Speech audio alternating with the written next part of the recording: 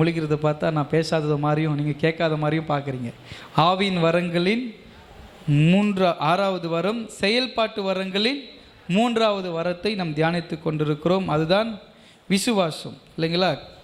போன வாரத்தில் பார்க்கும்போது கிறிஸ்துவ வாழ்க்கையின் அடித்தளமாய் அமையக்கூடிய அன்பு என்கிற அந்த அஸ்திபாரத்தின் மேல் கட்டி எழுப்பப்பட்ட தூண்களாக விசுவாசம், ஜெபம், வேத வாசிப்பு, கர்த்தருக்கு முதலிடம் என்கிற இந்த 4 காரியங்களும் ஒரு வீடு கட்டுவதற்கு எப்படி அடித்தளம் முக்கியமானதாக இருக்கிறதோ, அதே போல் அந்த வீட்டினுடைய மேற்கூரையை தாங்கி நிற்பதற்கு, நமக்கு மேலே வருகிற ஆசீர்வாதங்களை தாங்கி நிற்பதற்கு 4 பில்லர், 4 தூண்களும் அவசியமாக இருக்கிறது. அதில் முதலாவது காரியம் தான் என்னது? விசுவாசம். விசுவாசம் கிறிஸ்துவ வாழ்க்கையில் நமக்கு பேர் என்ன தெரியுமா? விசுவாசிகள். ஆமாம் தானே? யாரெல்லாம் விசுவாசமாக இருப்பாங்க அப்படின்னு யாரை சொல்லுவாங்கன்னா, இந்த குடும்பத்துக்கு இவர் ரொம்ப விசுவாசிப்பா, அவர் ரொம்ப நம்பிக்கைக்குரியவர், அந்த குடும்பத்துக்காக தன்னுடைய மூச்சு, தன்னுடைய வாழ்நாளையே அவருக்கு ஒப்பு கொடுத்துறாரு, அவங்க வீட்டுக்காக அவர் எதை வேணால் செய்வார், ராவும் பகலமாக அவங்க எந்த வேலை விட்டாலும் என்ன சொன்னாலும் அங்கேயே அவர் இருப்பார், ஏன்னா அந்த குடும்பத்துக்கு அவர் நல்ல விசுவாசியாக இருந்தார் அப்படின்னு உலக பிரமாணமாய் சொல்லுவார்கள். ஆனால் சபைக்கும் ஆண்டவருக்கும் உள்ள இடைவெளி, ஆண்டவருக்கும் சபைக்கும் கர்த்தரை அறிந்து கொண்டு ஞானஸ்தானம் பெற்று நீங்கள் அமர்ந்து கொண்டு இருக்கிறீர்கள், அவருடைய பரிசுத்த நற்கருணையில் சேருகிறீர்கள் என்றால் உங்களுக்கும் ஆண்டவருக்கும் இடையிலான இருக்கிற உறவுக்கு பெயர் என்னது? விசுவாசி.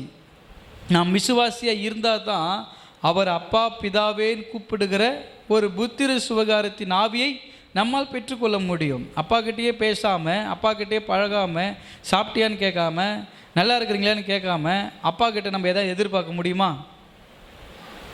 நிறைய பிள்ளைங்க அப்பாவை பார்த்தா பிடிக்காது. ஐயோ அந்த ஆளை பார்த்தா எனக்கு பயமாக இருக்கும், நான் அப்பானே கூப்பிடவே மாட்டேன் அவரெல்லாம், ஐயோ அவரெல்லாம் அப்படியே மிருகம் எங்கள் அப்பாலாம் அப்படி சொல்லுவாங்க இல்லையா? இப்போ மிருகம் அப்படின்ற மாதிரி அந்த அளவுக்கு நம்மளாம் என்ன பண்ணுவோம், ஒரு காரியத்தை சித்தரித்து வைத்து கொண்டிருப்போம். சில சமயங்களில் அப்பாங்க அந்த மாதிரி கடுமையாக நடந்து கொள்வதும் உண்டு. ஆனால் இந்த அப்பா அப்படிப்பட்டவர் கிடையாது. நம்ம பழகி பார்த்தா, பேசி பார்த்தா, அவரோடு கூட உறவாடுவோம் என்றால் அப்போது ஒரு பிகினிங், ஒரு துவக்கமான சூழ்நிலை தான் அது விசுவாசிகள் என்பது. நீங்கள் எந்த அளவுக்கு ஆண்டவரை நம்புறீங்களோ அந்த அளவுக்கு ஆண்டவர் உங்கள் மீது அன்பாக இருந்து உங்களுக்கு எல்லா காரியங்களையும் செய்வார். ஹல்லேலூயா. நம்ம சில காரியங்களை விருப்பப்பட்டு ஆசைப்பட்டு கேட்டாலும் ஆண்டவர் செய்யாததுக்கு ஒரு நோக்கம் என்ன தெரியுமா? அவருக்கு எதை கொடுக்கணும் எதை கொடுக்கக்கூடாதுன்னு அவருக்கு தெரியும். ஹல்லேலூயா. ஒரு அப்பா அம்மா இருக்கிறாங்கன்னா அந்த அம்மா அப்பாவுக்கு தெரியும் பிள்ளைக்கு எதை கொடுக்கணும் எதை கொடுக்கக்கூடாதுன்னு. உலகத்தில் இருக்கிற அப்பா அம்மாவே உனக்கு கொடுக்கக்கூடாதுன்னு நினைக்கும் பொழுது ஆண்டவர்கிட்ட ஜெபம் பண்ணி மட்டும் உங்களால் வாங்கிட முடியுமா? முடியாது.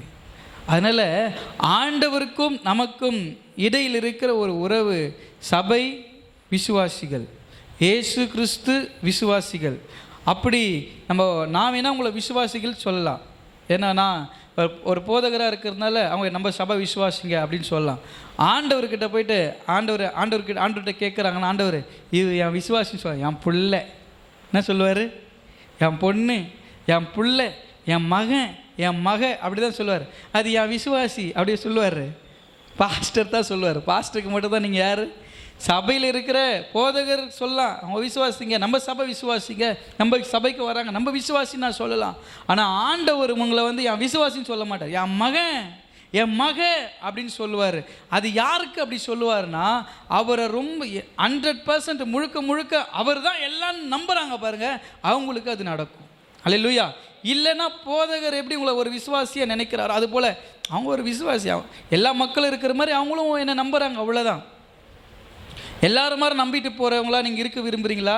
இல்லை உரிமையாக என் மகன், என் பிள்ளை, என் மகன் சொல்கிற அந்த இடத்துல இருக்கிறீங்களான்றதை தீர்மானிக்க வேண்டியது உங்கள் விசுவாசம் தான். ஹல்லேலூயா. என் வாழ்க்கையில் கர்த்தருடைய சித்தம் இல்லாமல் ஆண்டவர் அனுமதிக்காமல் எதுவும் நடக்காது என்பதை நீங்கள் முழுக்க விசுவாசிக்கணும். ஹல்லேலூயா.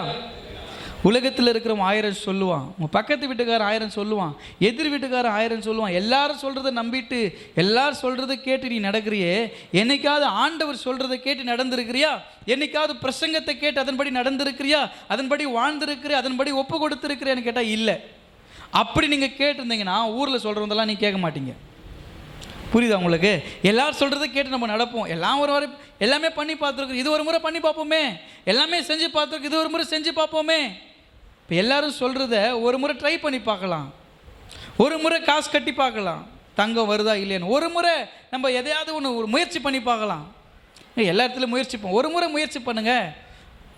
எல்லாரும் சொல்கிறதும் கேட்குறோம், ஆடம்பரத்துக்காக அவங்க சொல்கிற விளம்பரத்தை நம்பி எல்லாத்தையும் செஞ்சிட்ருக்குறோம். ஆனால் ஆண்டவர்கிட்ட நோ அட்வர்டைஸ்மெண்ட்டே கிடையாது. டைரெக்டாக ஒரு அன்பு நீ ருசி பார்த்துட்டியா, டைரெக்டாக ஆண்டவர் நீ ரொம்ப நம்பிட்டியா.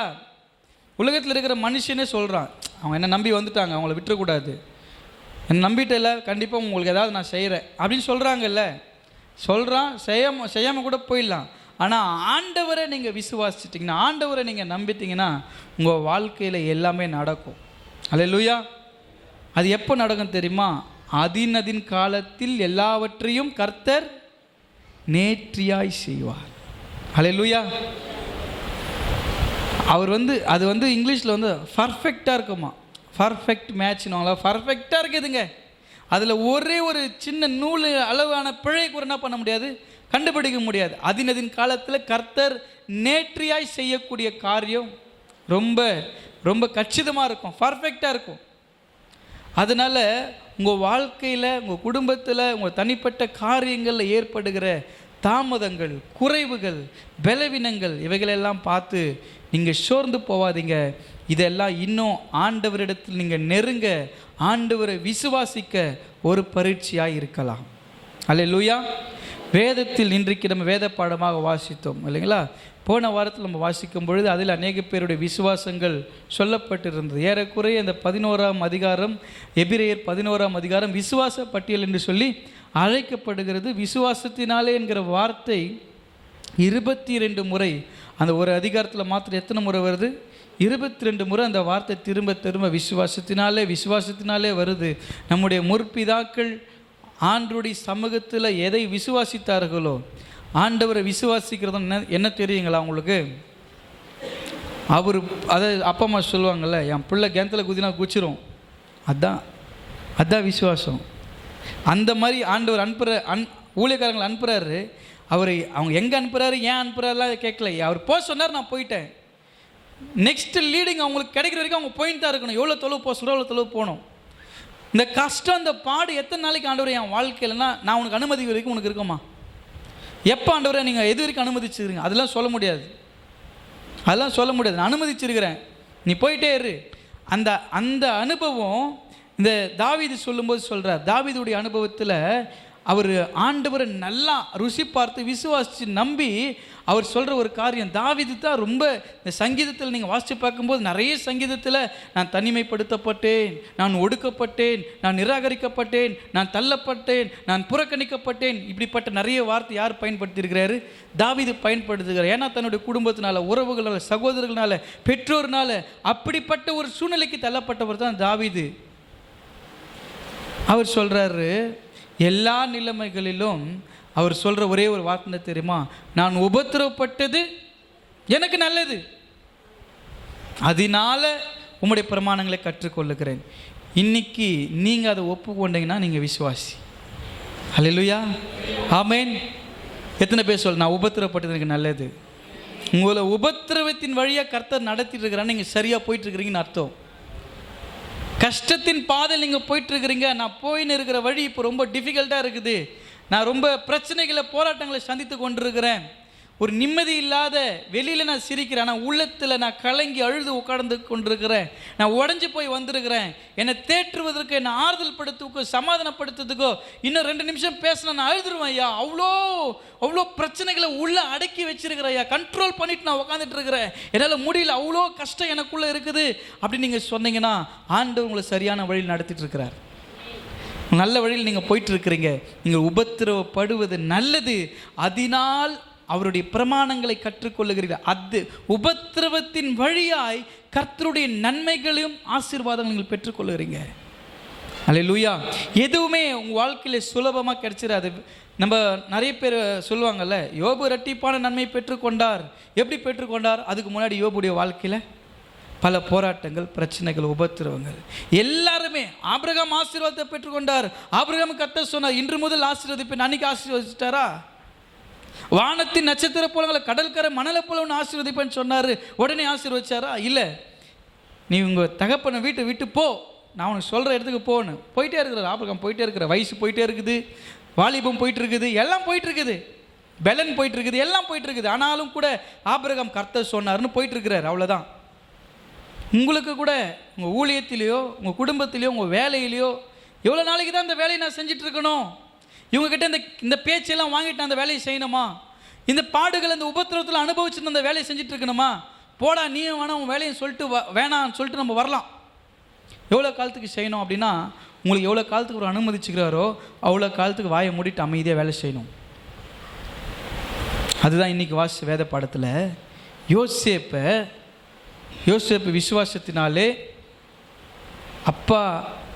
அப்பாவுடைய பார்வைக்கு மறைச்சி சகோதரர்கள் என்ன பண்ணுறாங்க, உன் பிள்ளைய ஆடு மெச்சிட்டு இருக்கும்போது எங்களை பார்க்கறதுக்கு வந்தால் பாருங்கள், உங்கள் பிள்ளை என்ன பண்ணிச்சு, அடித்து சாப்பிட்டுச்சு மிருகம். அவன் பிள்ளை செத்து போயிட்டான், அவன் துணி தான் இருக்குது பாருங்கள், பையன் செத்துட்டான். அப்பா பொறுத்த வரைக்கும் செத்து போயிட்டார் யோசேப்பு. ஆனால் அண்ணன் தம்பி என்ன பண்ணுறாங்க, விற்றுடுறாங்க. விற்றுட்டு அவர் போகிற இடத்துல யாருமே தெரியாத இடத்துக்கு தான் போகிறாரு. ஆனால் கர்த்தர் என்ன சொல்கிறாரு, யோசேப்பை ஆசீர்வதிப்பேன், உயர்த்துவேன், உன்னை பெருக பண்ணுவேன், வாக்குத்தத்தம் கொடுத்துருக்கிறாரு. அவங்க இருக்கிறதுலே எல்லாத்துலேயும் சின்ன பெண்மணி, ரொம்ப அழகாக இருக்கிறாரு யோசேப்பு, இருக்கிறதுலே ரொம்ப சின்ன பையனாக இருக்கிறாரு. ஆண்டவர் ரொம்ப நேசிக்கிறார். இவங்க எல்லாத்தோட ரொம்ப ஸ்பிரிச்சுவல். போராட்டம் யாருக்கு வரும் தெரியுமா? ஆவிக்குரிய வாழ்க்கையில் உங்களுக்கும் மாம்சத்துக்கும் நிறைய போராட்டம் நடக்கும். மாம்சமாக வாழ்கிறவங்களுக்கு போராட்டம் வராதுங்க. மாம்சத்தோடு வாழ்ந்துட்டு இருக்கிறவனுக்கு ஆவிக்குரிய சத்தியம் புரியாது. மாம்சத்தோடு வாழ்ந்துட்டு இருக்கிறவனுக்கு ஸ்பிரிச்சுவல்ன்றது என்ன தெரியாது. ஆனால் ஆவியில் வாழ்கிறவனுக்கு தான், ஆவிக்குரிய அனுபவத்தில் இருக்கிறவங்களுக்கு தான் கர்த்தருடைய சத்தியமும் கர்த்தருடைய வார்த்தையும் உண்மையாக புரியும். யோசேப்பு ஆவியில் இருக்கிறாரு, சகோதரர்கள் மாம்சத்தில் இருக்கிறாங்க. மாம்சத்தில் இருக்கிறதுனால தான் பொறாமை வருது. அவன் மாம்சத்தில் இல்லாதனால தான் கள்ளம் கப்படம் இல்லாதவனாக இருக்கிறான். உங்களுக்கு புரியுதா டிஃபரன்ஸு? மாம்சத்தில் இருந்தால் பொறாமை இருக்கும், போட்டி இருக்கும், பிரச்சனை இருக்கும். மாம்சத்தில் இருக்கிறான், எதை சொன்னாலும் பிரச்சனை, எதை பேசினாலும் பிரச்சனை, எதை பார்த்தாலும் சண்டை போட்டு இருக்குது. என்னது இது? மாம்சம். ஆனால் ஆவியில் உணர்றதுன்னா தெரியுமா, என்னமோ கொஞ்சம் காலத்துக்கு கர்த்தர் எனக்கு இதை அனுமதிச்சுட்டு இருக்கிறாரு, இதெல்லாம் என் வாழ்க்கையில் கடந்து போயிடும், இதெல்லாம் என் ரன்னவே, இதெல்லாம் கொஞ்சம் நேரத்தில் போயிடும், எல்லாம் போயிடும். ஆனால் ஆண்டவர் என் கூட நித்தியமாக இருக்கிறதுனால இதையெல்லாம் ஓவர் கம் பண்ணி இன்னும் இதுக்கு மேலே ஒரு பெரிய ஆசீர்வாதத்தை கொண்டு போய் நிறுத்துவார் நம்ம நினைக்கிறோம் பாருங்கள். அதுதான் என்னது? விசுவாசம். அதுக்கு பேர் தான் ஆண்டவர் உங்களை நடத்துகிறதான ஆவிக்குரிய வாழ்க்கையின் அடையாளம்.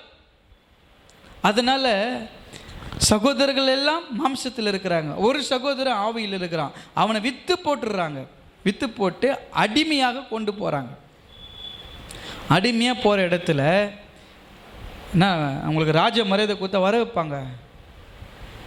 அடிமையாக கொண்டு போய் விடுறாங்க. இப்போது நம்ம சமீப காலமாக இப்போல்லாம் இல்லை, ஒரு காலத்திலலாம் பார்த்திங்கன்னா அந்த குழந்தை தொழிலாளர்கள் அப்படின்னு சொல்லுவாங்க. அந்த குழந்தை தொழிலாளர்கள் என்ன பண்ணுவாங்கன்னா, ஒரு குறிப்பிட்ட அமௌண்ட், ஒரு 50,000 ரூபாய் இல்லை 10,000 ரூபாய் வாங்கிட்டு அவங்க வீட்டில் இருக்கிற சின்ன குழந்தைங்களாம் எடுத்துன்னு போயிட்டு செங்கல் சூளையில் வேலைக்கு விட்டுருவாங்க. அந்த 5,000 ரூபாய் தீர்றதுக்காக 2 வருஷமோ 3 வருஷமோ அந்த குழந்தைங்க என்ன பண்ணோம், செங்கல் சூளையில் செங்கல் அறுத்து அதை காய வச்சு அதை அடக்கணும்.